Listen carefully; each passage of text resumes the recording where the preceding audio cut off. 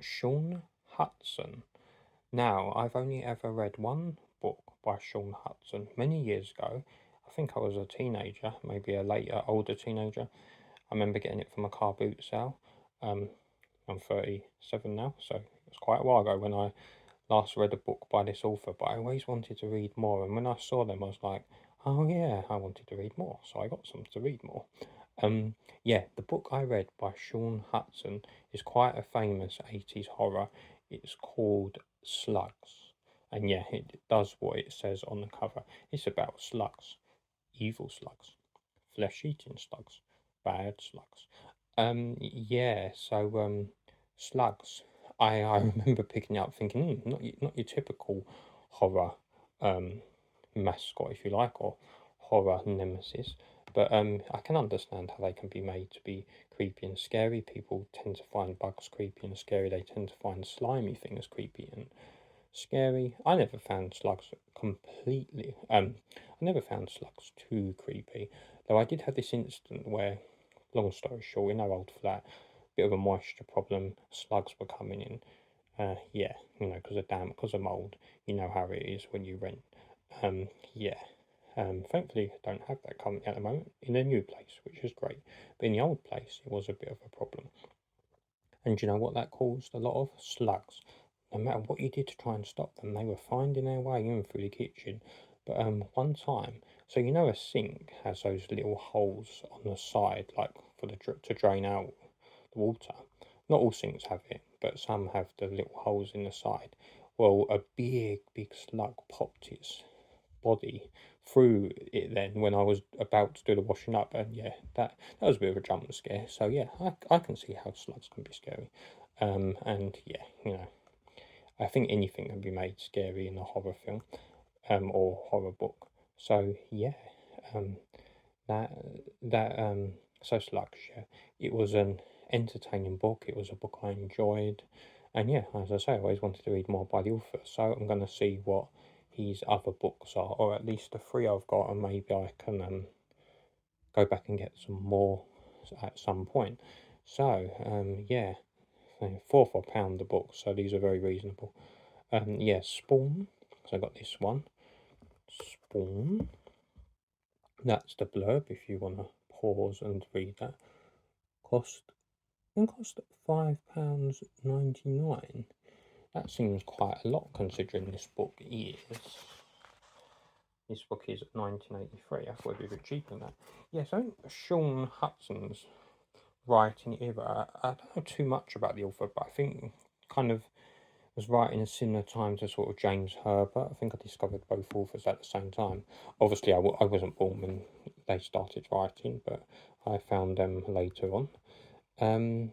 Now, this one I picked up thinking it was a Sean Hudson one. It had a really similar cover.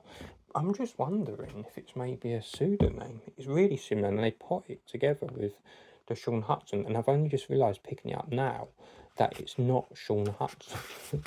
But is it a pseudonym? I'm going to have to look that up and see, because it just looks so similar. Oh, this book is much more recent though, so I'm not sure. This is in the 2000s. Gonna have to look into that. But yeah, I can see why they put them together.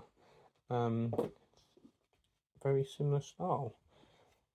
And then we have Renegade. So I do have at least one other Sean Hudson book. And yeah, I'll have a look at these and see what they're like.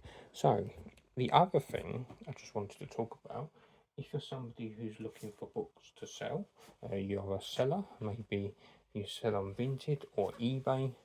Maybe you've already realised this yourself, but just in case you haven't, here's a book type that sells really well. You can normally pick them up not too expensively, and you can make a bit of a profit on them, and that is needlework books. So, be it cross stitch, be it knitting, be it sewing, be it other needleworks. What else is there? Crochet, as I said, and tapestry, and I'm sure there's other needleworks that I can't think of, but needlework books are really popular. I always sell them, usually quite quickly, but they usually always sell. Yeah, I mean, I was lucky to do a pickup of 3 books, and the person gave me lots of needlework books, so that's been really good. Yeah, I mean, it's such a handy hobby to have. It's such a creative hobby to have. Lots and lots of people do some form of needlework, so I can see why the books are so popular, and it's great to see them doing well. So this is an example, floral cross stitch. So something like this almost certainly will sell. Um, this is something to look out for. So they did a series of knitting in Vogue books. I've sold quite a few of these. Now, I got some as part of a free book pickup. I got some where I paid a bit for the books, but they would have worked out. I mean, 20, 30p each, maybe even less than that if we added them up. So I didn't pay a lot for them. And one, they definitely sell. And they're in very nice condition, which really helps. And I found that they will sell quite often for around £6 or £7 quite comfortably, even 8, even 9 sometimes if you're lucky. These knitting in Vogue books are very popular, and you can tell they're popular because if you go on the World of Books app to see how to scan one of the books, they'll usually always be interested in it, and they'll offer you £3 something. And you know, if you've ever scanned anything on those kind of apps, they mostly offer you 50p and often quite a bit under per book.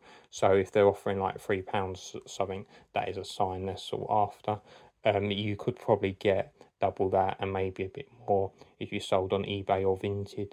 Of course, bear in mind you may have fees on some of those platforms, whereas if you sell to something like the World of Book apps, you won't have any fees. But yeah, either way, if you're not paying a lot for it, if you're paying 50p or less, you will make a bit of a profit. So yeah, just a little tip if you're looking for books to sell, needlework books really do well, and I found these knitting in Vogue books are very popular. See, this is number 2, but I've had quite a few different numbers, and yeah, they've all sold.